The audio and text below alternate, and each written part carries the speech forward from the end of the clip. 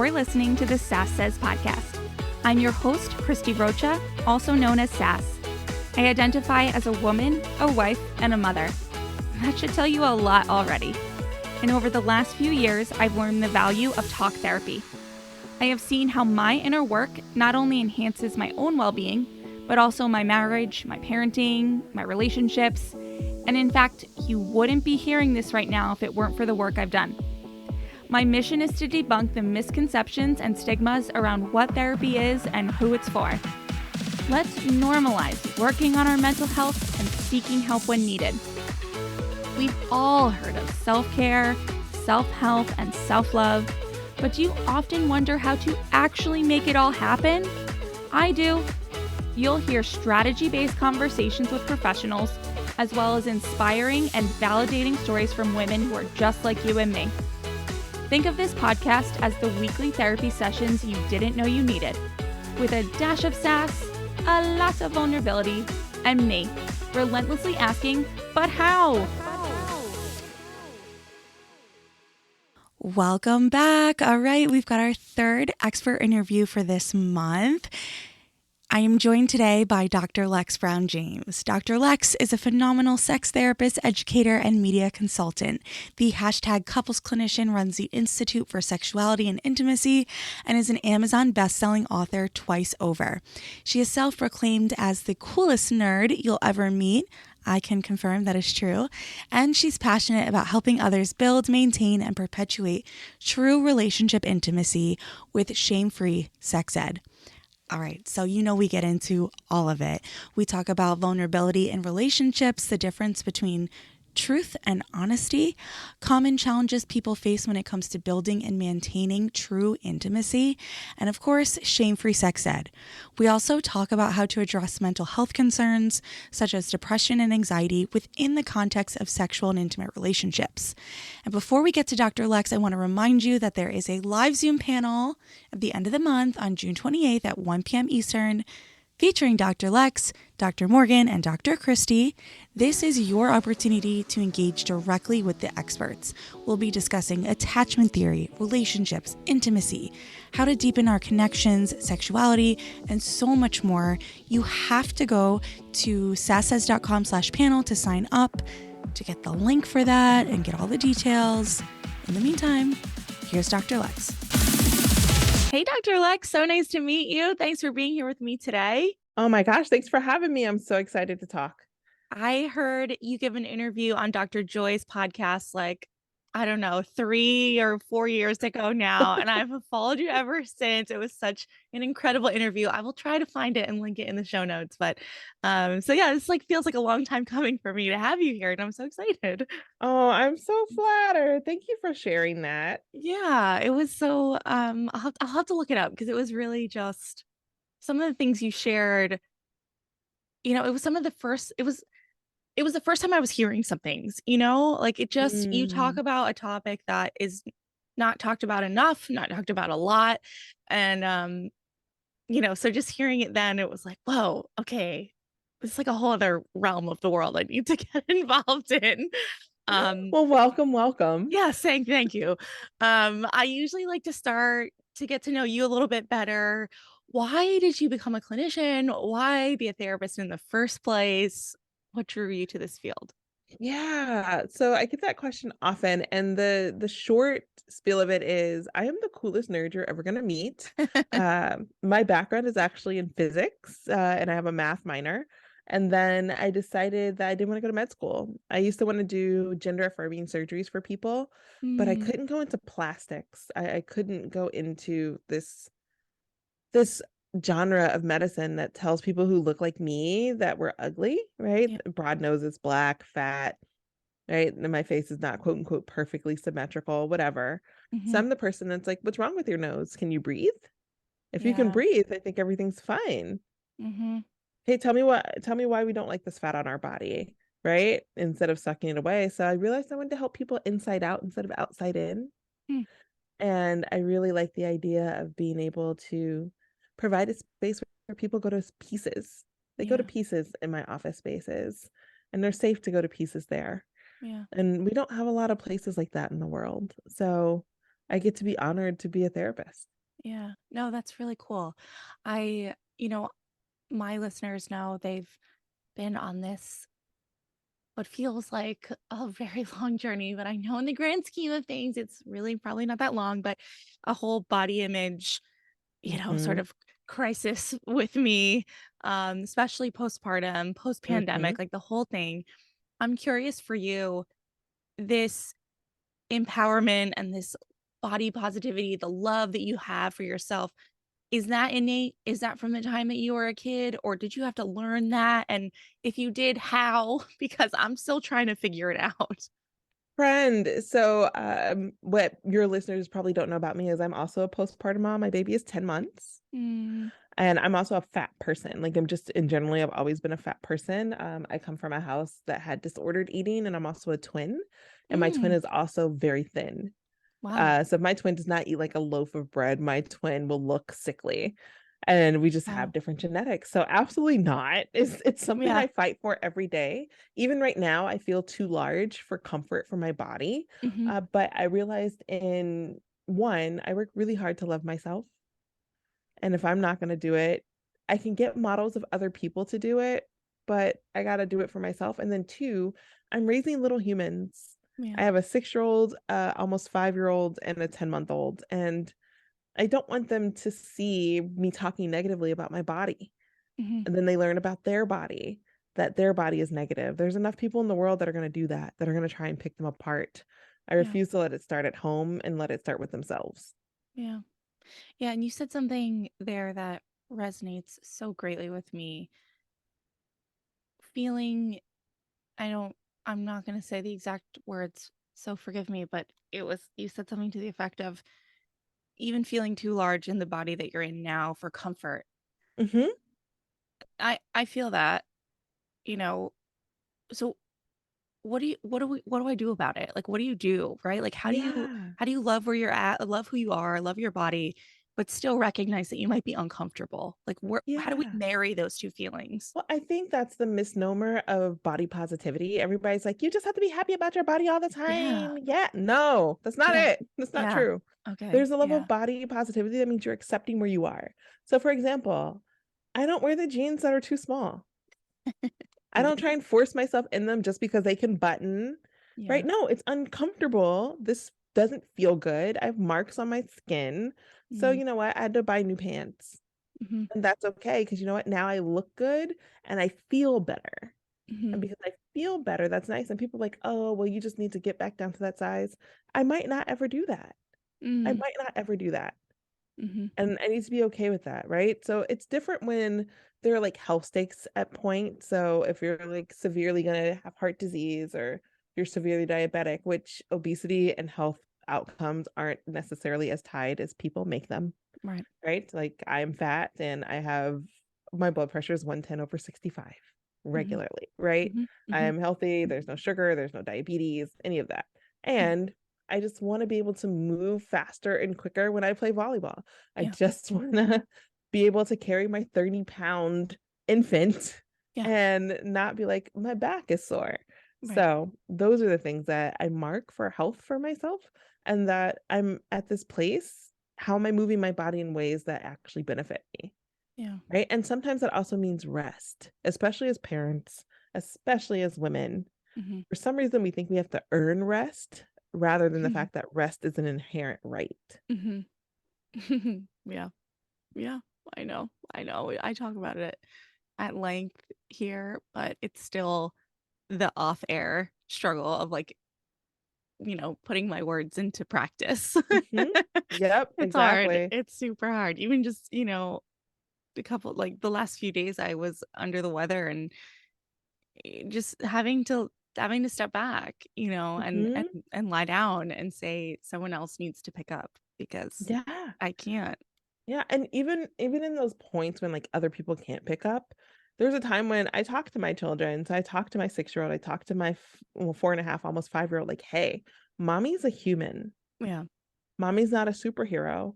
So look, mommy's gonna lay on this floor and you all can do this thing where I can see you within the parameters of safety.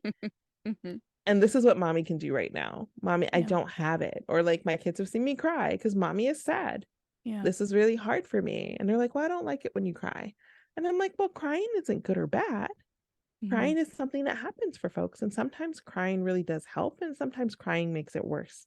It just Yeah. depends on the situation. But I felt like I needed to cry. Yeah. Right. And so humanizing ourselves of we're not superheroes. I I know. refuse that. I rebuke it. Capes kill people. No, I'm taking it off. I retire Capes kill that. people. They do. Yeah. All the superheroes in the Incredibles died from capes. No, I'm not wearing them. So Yeah. I think that's really important to also remind our kids that they don't have to be super either. Hmm. I know. And just going back to what you said earlier, I think it's such, oh gosh, it's so heavy, but in the best way of just not wanting all of these patterns to keep going, right? Whether it be about wearing a cape and being superhuman and doing too much, or not appreciating our bodies and just always wanting to conform and just, it's just Mhm. like, yeah, when you think about your kids going through what we have gone through as adults to unlearn all of this, it's heartbreaking. And it's really Mhm. just the biggest motivator, I think. Mhm. Yeah. Yeah. It's hard in the day to day.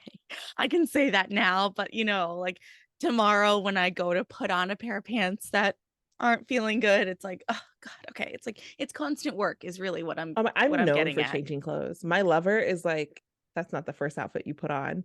And like it is a running joke. I will change clothes until I find something I feel good in and I Mhm. look good in. And Yeah. he's like, she not gonna keep that on. Watch y'all. And now the kid, like we race to see who's gonna get dressed first. Oh, Right? It's a so thing because funny. I'm like, no, I'm not comfortable. This doesn't feel good. Yeah. Right? I don't feel like I look nice. And then when I do, I got it. And then everybody's like, you look nice, mom. And I'm like, you look nice too. Do you feel good? And they're like, yeah. Or they'll be like, I don't know what's this generation of kids. They don't like jeans. Yeah. Right. So they're No. like, I don't like hard pants, mom. They're Right. hard pants. I don't want to wear the hard pants. I know. Like, okay, Yeah. that's great. Right. But we're teaching them a level of body autonomy that we did not have access to. Yeah. Yeah. That's a really good distinction that you just said there. Yes, you look good. How do you feel? Or do you feel Mhm. good? Like asking that next question. Um, yeah, like my daughter's 5. She hates jeans. She hates all of that and doesn't want anything that goes like above her belly button. Like any bottom cannot go anywhere near her belly button. It has to be lower. Like there's like such funny little things that they get involved in, Oh, right? that's so Yeah. cute. It's funny. Um okay, so all right, so let's go back. I love that little tangent we just went down. I appreciate it. And I know it actually does tie in a bit to your work, but for me it Mhm. feels like a tangent based on where I wanted to take you on this conversation. Um I I I can I can connect my own dots, but I would love for you to share if there was anything else that you didn't say yet about then the next step of specializing in what you do. Like Ah, why go there? yeah, yeah. So I guess the big alludement to is I'm a sex therapist and sexuality professional. Yes. I have a lot of letters behind my name. So I have a PhD, an LMFT, a CSE, a CSES. So all of it says I talk about sexuality a lot, and I believe in shame-free sex education from womb to tomb, which is a really hot fire topic right now Mm, because of a lot of miseducation and a lot of education that's missing, especially for our generation and generations above. yeah. So I talk about shame-free sexuality education for everyone in the ways that they can digest it, and the ways that they can accept it, and the ways that they can learn so they can have safer lives, so they can have more pleasurable lives. And I pause at pleasure because I do mean pleasure. I don't necessarily mean sexual pleasure. And Mm, for some reason, that word always gets put into the sex category when I mean mm, kids should be able to laugh out loud and not get in trouble. yeah. When we talk about pleasure in kids, we talk about bowel movements. And if that bowel movement hurt too much, we might need to have more vegetables, Hmm. right? So pleasure isn't necessarily, again, a morally good or bad word. And it's not inherently sexy and about Right. intercourse. It Right. really is a word of like, I don't think we were put on the planet to suffer through life. Yeah. So I talk a lot about sexuality and all of the different realms, and people get just caught up on those first 3 letters of sex, and they instantly think intercourse. but they don't think about who you love and how you love and navigating intimate relationships in successful ways. They don't think about the relationship to your body.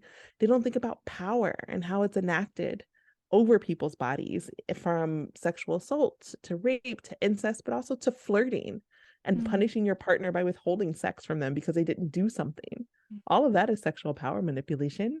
And then, of course, we have like, STIs and pregnancy and all that stuff too. But there's so much more to sexuality than just those first three letters. And people tend to forget that. Yeah. Yeah. I think, I was going to ask you, and you touched on it there.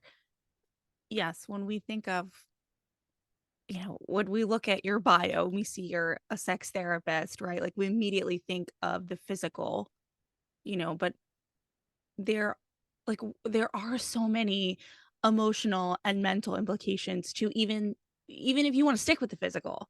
You Mm-hmm. can't have the physical without the emotional and mental. Mm-hmm. Or you I don't know if you can't, but like you Well, so the yeah, emotional like and mental they're all have to be tied. self, right?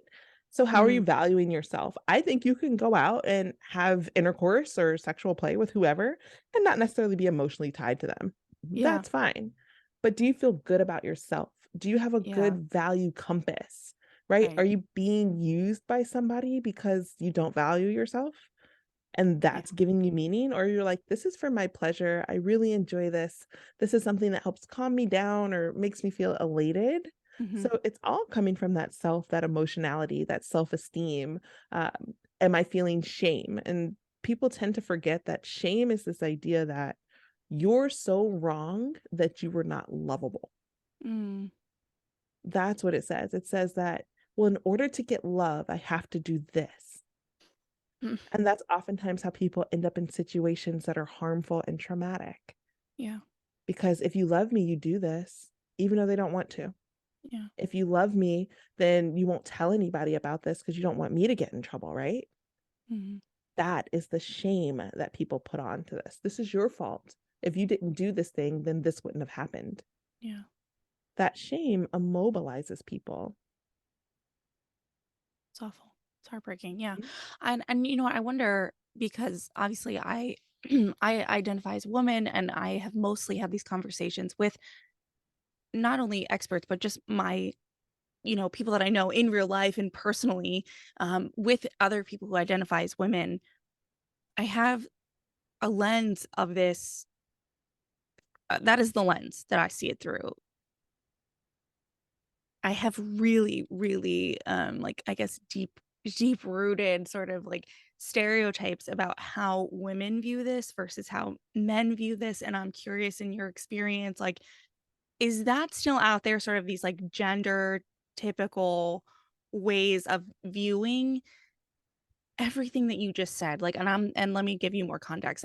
I'm thinking back to being like in college and not ever having language like you just said of, oh, I'm just having this these relations for myself for pleasure versus being emotionally tied or not.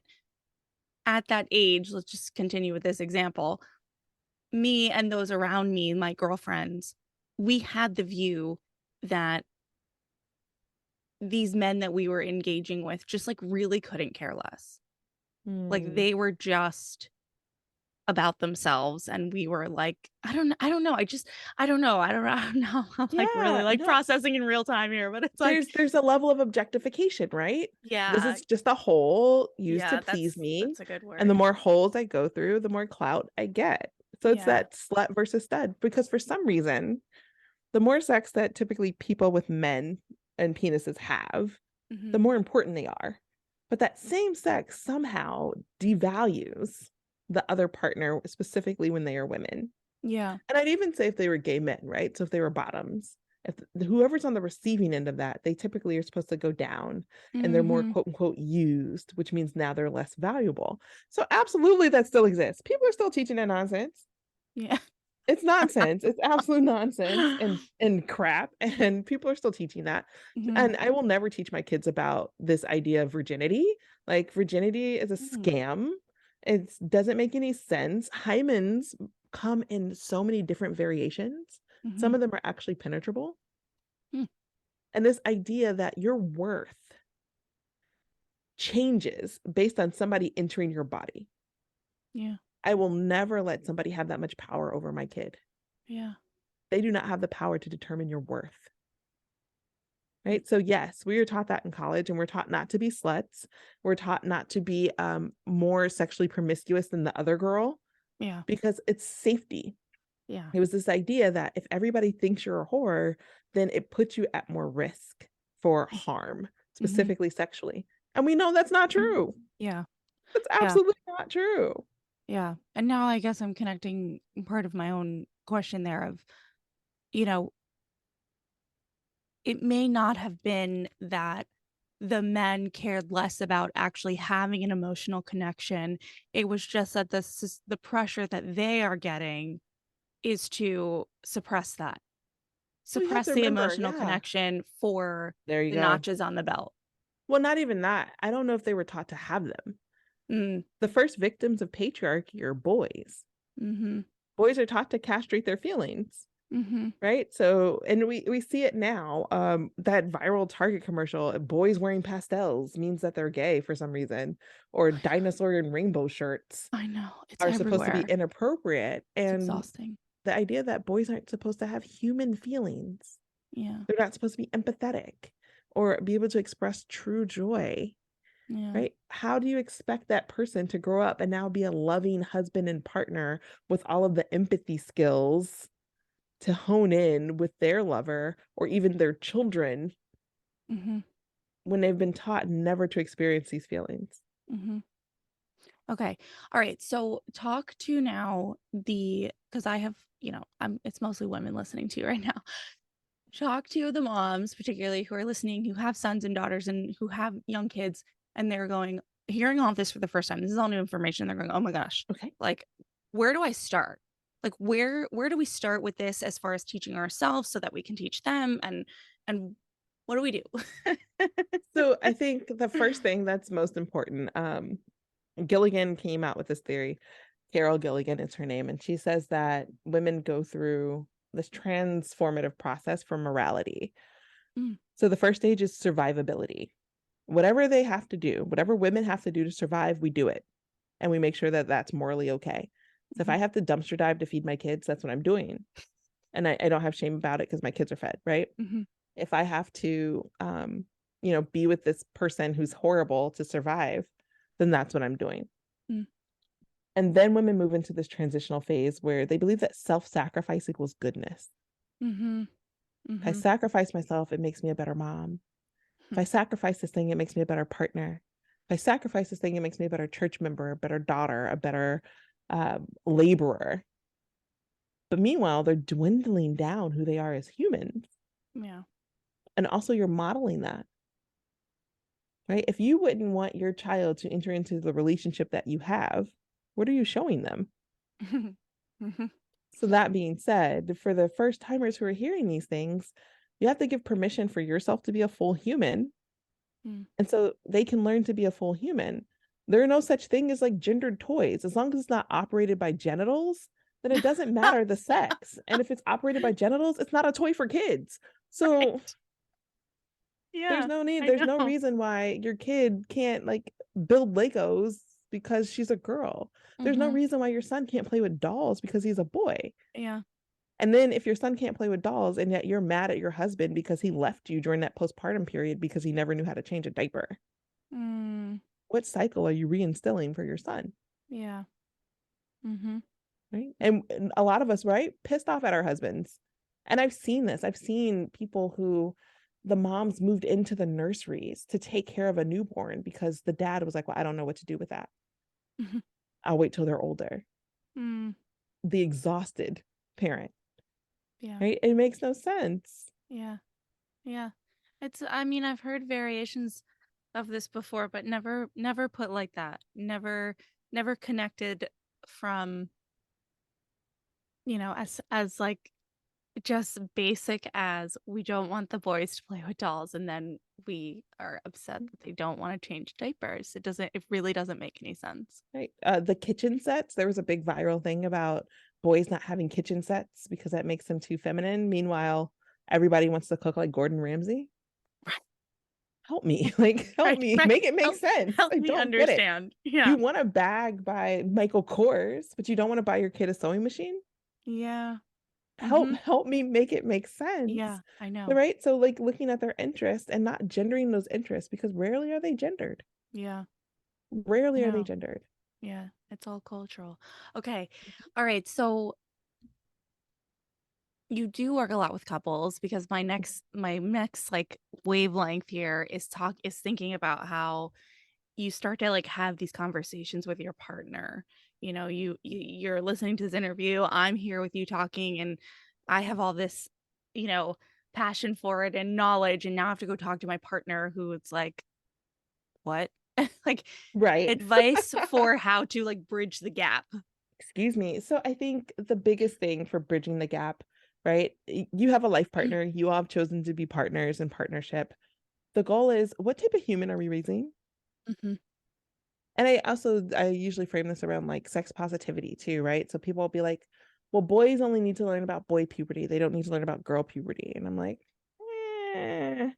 Do you want to raise the kid who, when he sees somebody having their period, he points and laughs at them because they've bled through their pants? Hmm. Or do you want to raise the kid that goes up to that kid and says, hey, you bled through your pants. Here's my jacket. Let's go, get you some pants. Yeah. Who are you raising? Yeah. It really is Are you that simple. raising the girl that's going to be like, ew, oh my God, you have an erection. That's so gross. You nasty. Or Hmm. are you raising the girl like, hey, I don't know if you know this, but your body's acting up right now. You might want to cover that. Like, who Yeah. are you raising? Yeah. Right. And I think it's so important. So when you go to that partner, if your partner can't talk about all of the menstruation pieces that happen, then that partner can't be solely responsible for your kid's sex education Hmm. because they don't know everything, Hmm. and vice Okay. versa. Yeah. So it's really important to say, like, hey, what do we think is important for our kid to know? And people always say, oh, it's not now, not now. They don't need that now. Kids are hitting puberty as early as 8 and 9. Mm. The first discovery, I think, of pornography, I think, is at age 11, average nowadays. Yeah. So people are like, we'll wait till they're teenagers. And oftentimes that's too late. Yeah. So talking to your partners, saying, like, whoa, I didn't realize this stuff is coming up on us fast. Our Mhm. kid is discovering all of this information fast. They have so much more access to technology and to people than we ever did growing up in like the 80s and 90s and early 2000s, that you need to be on top of and ahead of them. Yeah. How are we being on top of and ahead of our kids, babe? And they're gonna be like, I don't know. How are we doing that? Yeah. What should we do? Because you're right. Yeah. And the Yeah. other thing is, I've never met parents who don't want to protect their children. Mm. I've never met parents who want to set their children up for harm. Hmm. And so you can also frame it that way of like, hey, you know what? I realized Susan doesn't know these things Hmm. and can be taken advantage of. We Yeah. need to make sure we protect her. Yeah. Like, Matt doesn't know about this. What would Matt do if, oh my gosh, we never talked to Matt about that? Yeah.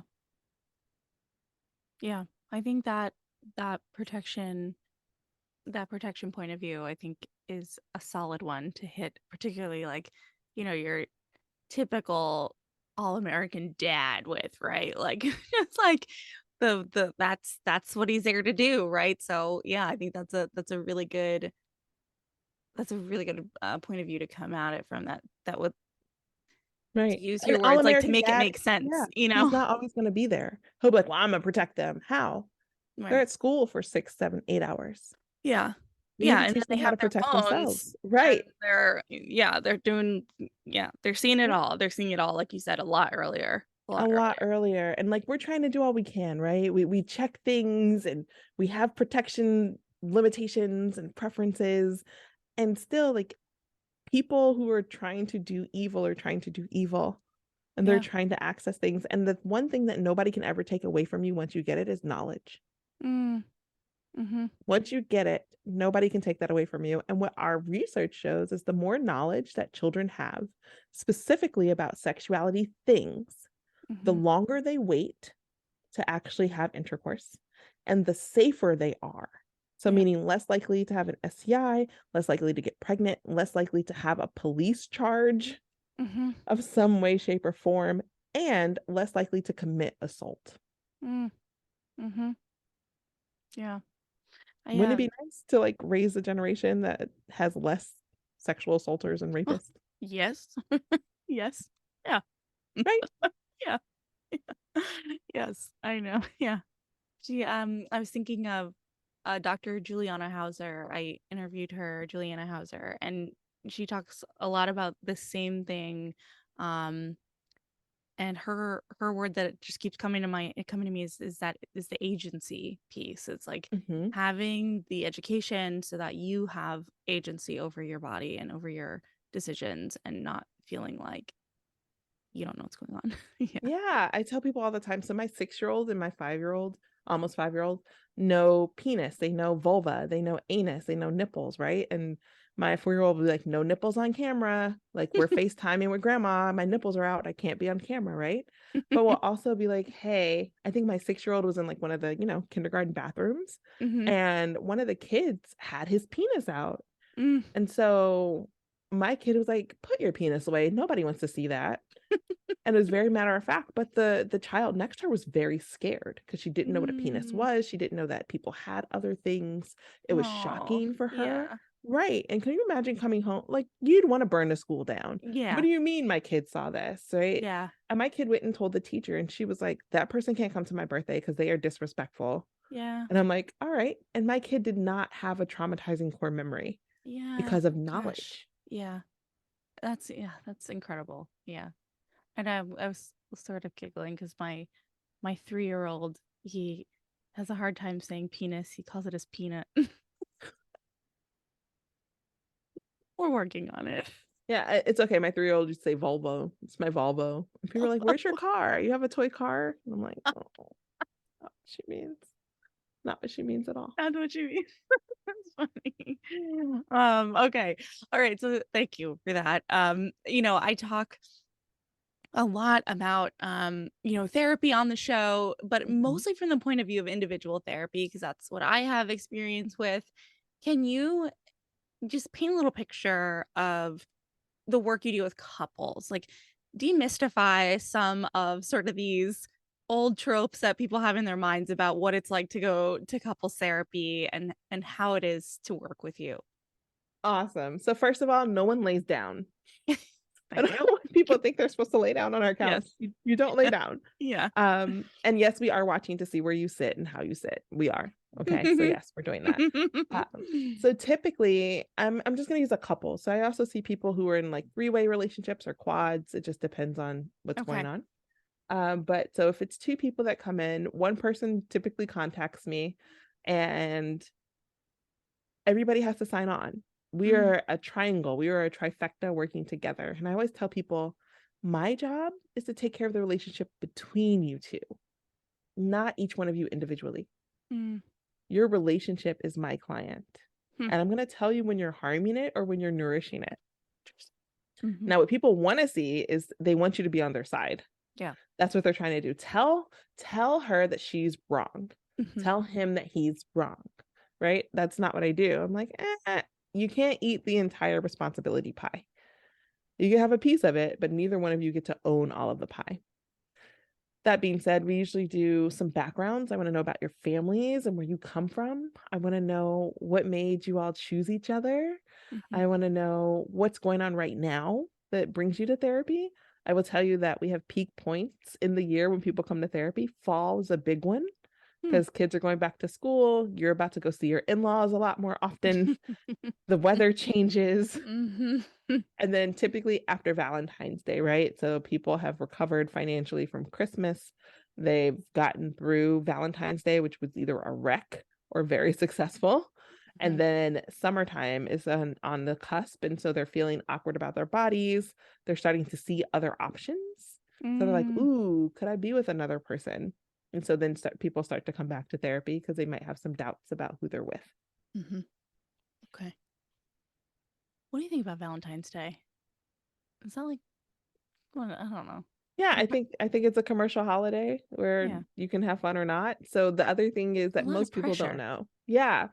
So February 14th, January, February, March. March 14th is Steak and BJ Day. I had no idea about that. Well, now you know. I'm sorry in advance if your lover listens to the podcast. And then and then April is Cupcake and Cunnilingus Day. So April 14th. Yeah, you're supposed to get cupcakes and cunnilingus. So Okay. yeah, I think those might be These are things we need to know about. better fun celebrated holidays. Yes. Yes, I love it. Okay.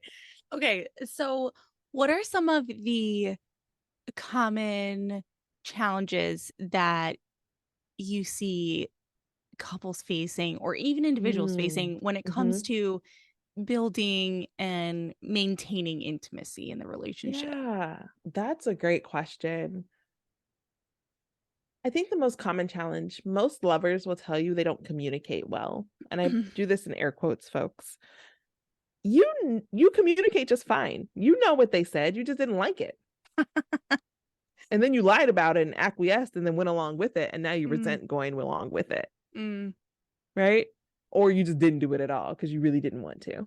mhm, So most people will say communication, but the thing that gets in the way of intimacy is vulnerability. mm.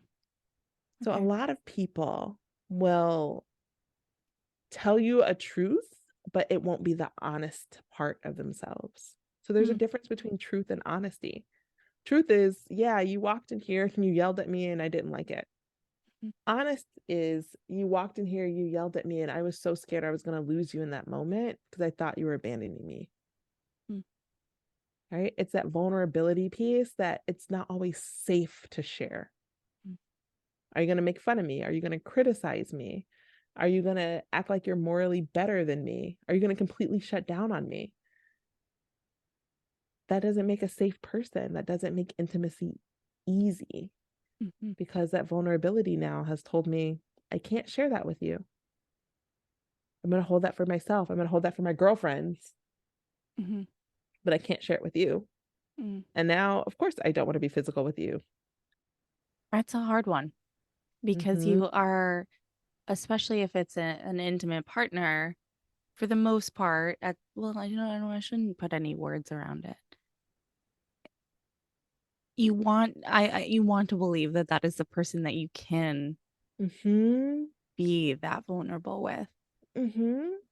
And so it's almost like it's hard not being able to, and then it's hard the realization of not being not being Right? able to. Right. That, Yeah. like that. I mean, it slaps my heart now. And Yeah. I do think of like men who have never been taught that intimacy is okay, Yeah. but yet they're expected to be held to it, Hmm. but they're not giving that grace. Yeah. Yeah. And like, I want to come to you and you be my safe person Yeah. without you looking weak or you looking bad or pathetic. Right. Right. And women get the same spill because we're so busy wearing these superhero capes. Right. Right. We just have too much going on. Mm-hmm. Stick with this and how do we then start to say you have people who are, they've both signed on, right? They both want to work on this, or all three of them want to work on this, whatever it is. How do we start to process that? Like, how do we start to do that with the vulnerability and work, I don't know, Yeah. work against Yeah. the grain here? This is the beautiful journey of therapy. And this is where I get to be really honored with what people share and what I get to witness.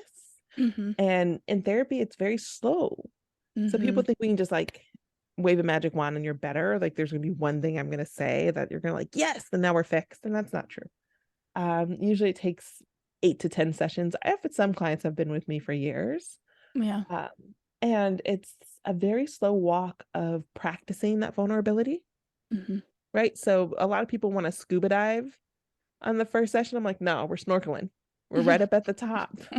We're Yeah. right below the surface where you can easily pick your head up and get air, Yeah. because you all have to practice first. I need to test that I can trust you. I need to test that I can even identify the vulnerability within myself, Mm. right? I need to work on releasing these beliefs that I've been socialized to have, to figure out what works best for my relationship. Mm-hmm. Right? You were molded by people. You were molded by society. We are society. You're molded by your parents, grandparents, churches, schools, Mm-hmm. right? Now, is that still true for you, and does it serve you is the question. And if it doesn't, then why are we holding on to it? Yeah. And they have to figure that out together. And so that's the beauty in the dance. And then we also have to learn how to fight. A lot of people fight below the belt. Yeah. And I tell people, you can fight in front of your kids all day, as long as you don't fight below the belt, right? Yeah. There's no name calling, there's no picking a person apart, right? You're not being violent with one another, but you can disagree all day and half the night, and you can do that in front of your children, and they will still see that you love each other and you care for each other, and you can have disagreements with people you love and care for. Yeah. And that's okay, as Yeah. long as you are fighting fair. Right. It's like a certain respect level that Mm-hmm. we don't dip down Right. We don't below. purposely harm people we love. Mm-hmm. Right? It means I don't pick you apart. I don't call you fat. I don't say you're ugly. I don't say this is why your mama, right? None of that. It's versus like, I am hurt. I really disagree with this. I don't believe this will work. I'm scared, Mm-hmm. right? Or I have no idea and wherewithal, and I'm afraid that you might drop the ball here. Those are the things that you're sharing in vulnerability. Mm-hmm. And then you're practicing listening too. Like, I hear that. Okay, so how can we make this more sure? How can I show you some support to know that I am there? What does that look like for you? And those are the conversations you have. Mm-hmm. Mm-hmm. Okay.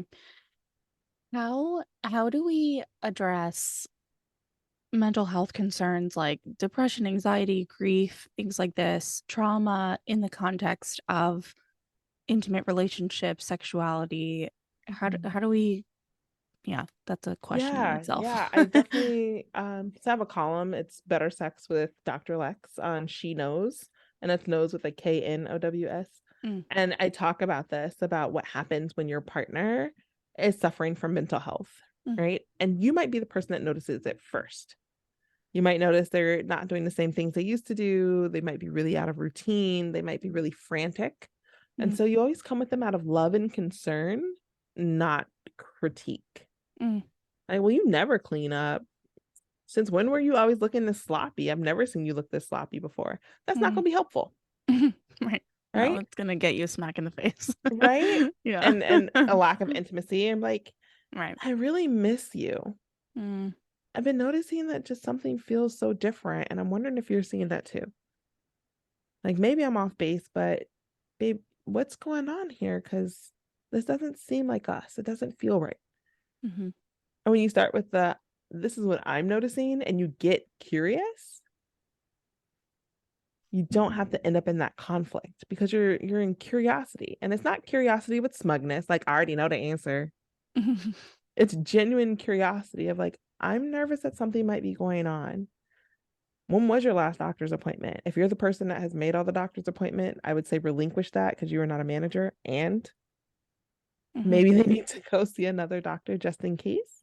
Mm-hmm. Because we know that the pandemic, everybody ended up with ADHD. Like, all of the adults had onset of ADHD. We saw Adderall literally sell out, and Yeah. there be lulls in production. Mm-hmm. And people are starting to realize, like, I don't know what's going on with myself. Yeah. People are depressed. And for you, did you know the postpartum period is actually 7 years after a child is born? I didn't, but like it's honestly it's a relief actually to hear you say that. Mm-hmm. Yep. And 1 in 10 dads actually gets postpartum depression. Mm-hmm. Mm-hmm. Right. And that, I'm sure that number is probably larger, but Yeah, because that's yeah. like So who's 7 reporting years, it, right? Yeah. 7 years of recovering, Yeah. of needing to check on that mental health. Absolutely. Mm-hmm. Without Yep. a pandemic in the middle of it, right? Mm-hmm. Like, yeah, Yep. throw that in, sprinkle it Right. on Just top. it's a sprinkle. Yeah. Yeah. Yeah. Yeah. So yeah. So I would always lean into curiosity and say, like, hey, I've noticed this is going on. I'm wondering if you're feeling changes too, or if Mm-hmm. you're feeling yourself. Mm-hmm. Mm-hmm. Yeah. I like the curiosity. I think I think sometimes being often the person in my situation where I would be on the receiving end of that curiosity, it's hard to put into words. Mm-hmm. And I've had to, even just very recently, say, we're becoming a big like code word couple. We have a word that when we say this, like it just like we need a minute. We're now I've said,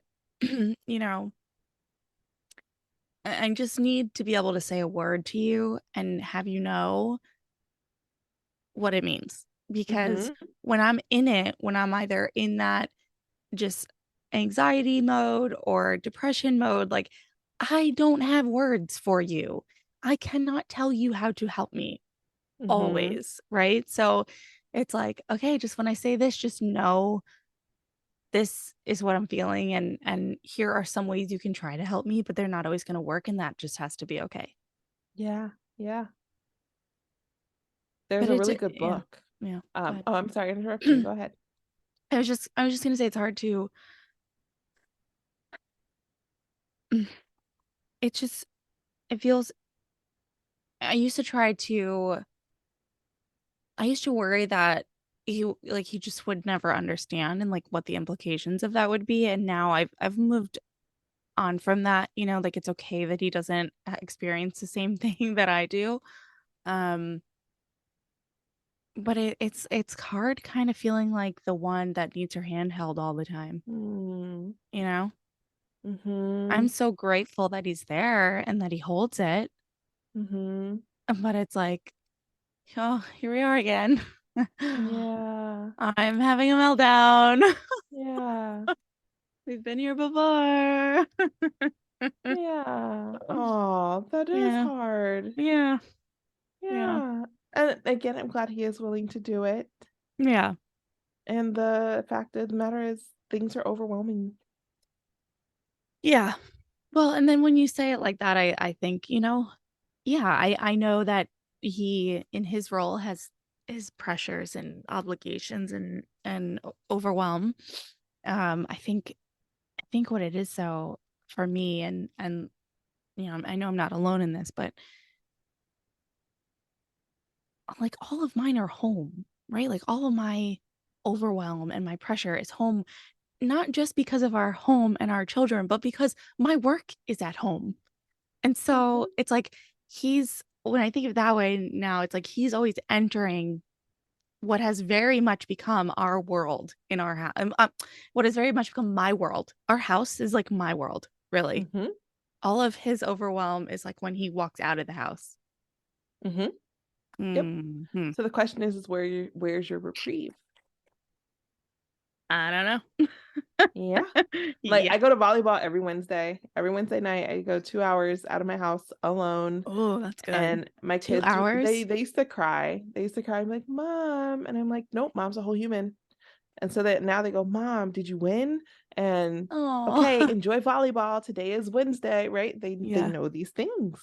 Yeah. Um, and also being a person who works from home, being a person who stays home during the day with the baby and Hmm. mitigates all of the things. Yeah, you have to have space for yourself. Remember, because self-sacrifice doesn't equal goodness. Hmm.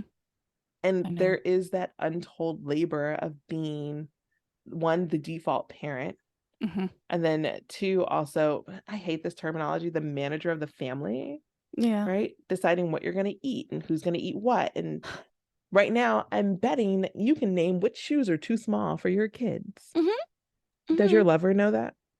Absolutely not. Right. Why? Because I'm the manager of the family. Right? Right. Yeah. So like, and so like there are things, for instance, I never remember our anniversary date. That's not my job. It's not my job. People are like, how long have you been married? And I look at my lover and I'm like, Tell him. right, how long have we been married? I don't know. Because Yeah. why? I don't need to keep that information. And the other day he did something, he asked me something like, what is she allergic to? And I cocked my head to the side. And I'm like, why are you asking me? Yeah. And he was like, well, And I'm like, shouldn't you? Right. I know. Go read the paperwork. Right. Right. Right. And of course I'm going to tell the person what she's allergic to. And Right. it's not my sole responsibility. Yeah. I know. And I will say my lover is leaps and bounds all of amazing, has been the completely hands-on parent and lover, even through my own postpartum depression and anxiety. Mm. Um, and helped me, like my postpartum anxiety and depression was around being left behind professionally. Mm. I felt like everybody was doing these great, amazing things, and I was at home covered in breast milk and baby throw up. Yeah. Meanwhile, like his career is flourishing. He's getting like promotions. And I'm like, I'm so happy for Ain't you. that nice? Yeah. Right. Yeah. Um, and so he helped me, and I was able to work on a postpartum project with my next child. And I did the same thing with my third child. And he was like, hey, we talked about having a third child. He was like, there's going to be an impact on your career again. What can we do to make sure that impact is as minimal as possible? Right. And so taking up those things, but my husband's also very emotionally astute. Yes. And like, I don't know, I got the last one, but like is able to do some of that labor and work happily. So when you're not the broken one, it's you're doing so much unobserved labor on a regular basis without a true reprieve. Yeah. And I know for me, something I've learned about myself recently is, I don't know if you know about the Enneagram, but I had Sarah Wallace on recently, and she's an Enneagram expert, and I'm a type 3. And so much of it is,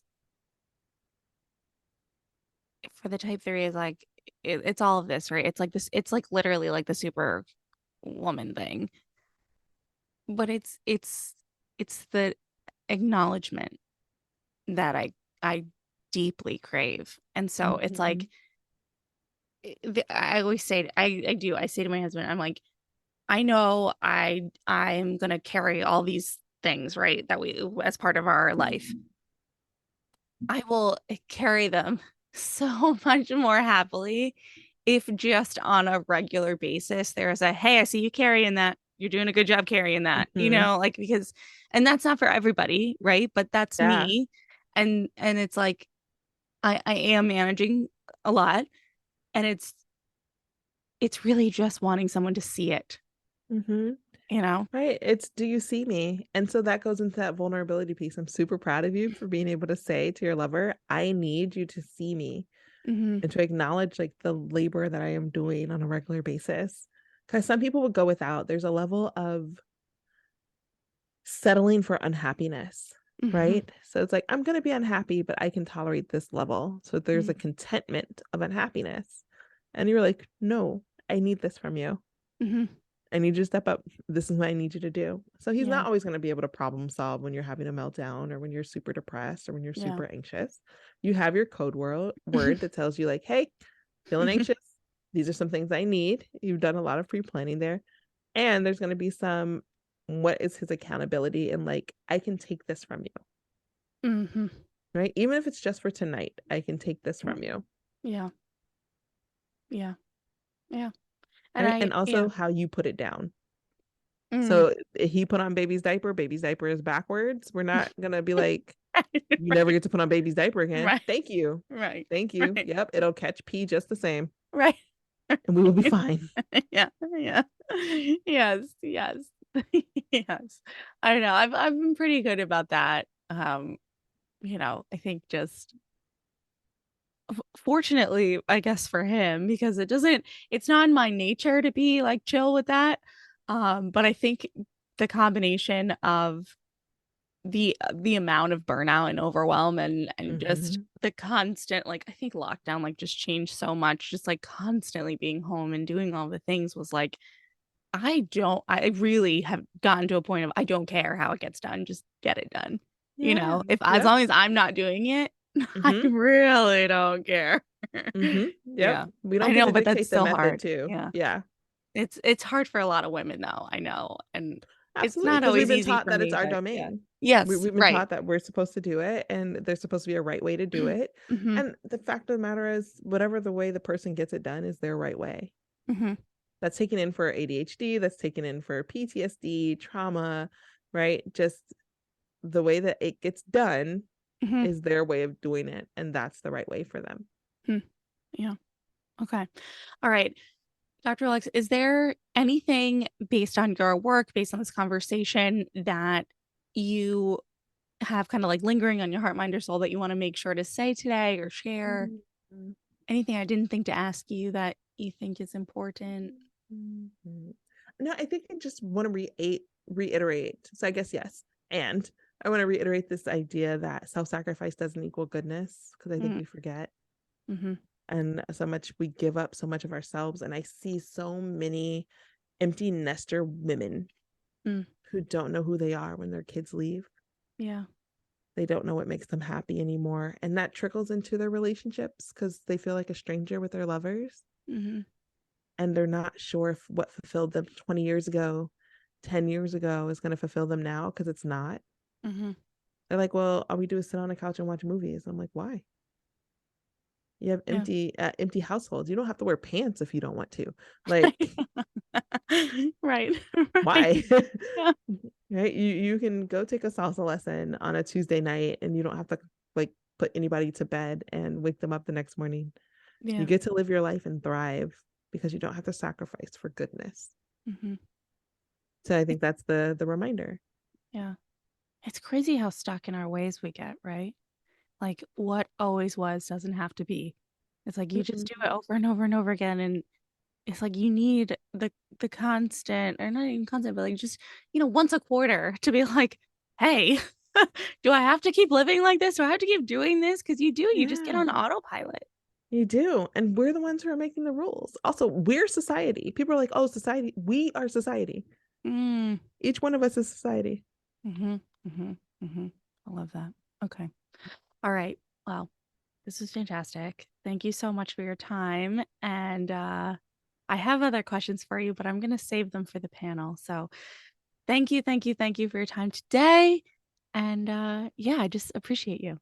Thank you. Have a great rest of your day. Thanks.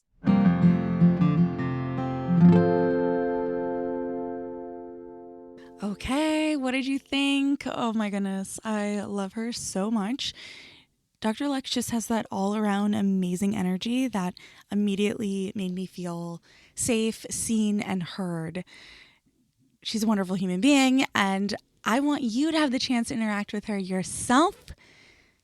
Go to www.sasssays.com/panel to sign up to join us live with Dr. Lexx on June 28th at 1 p.m. Eastern.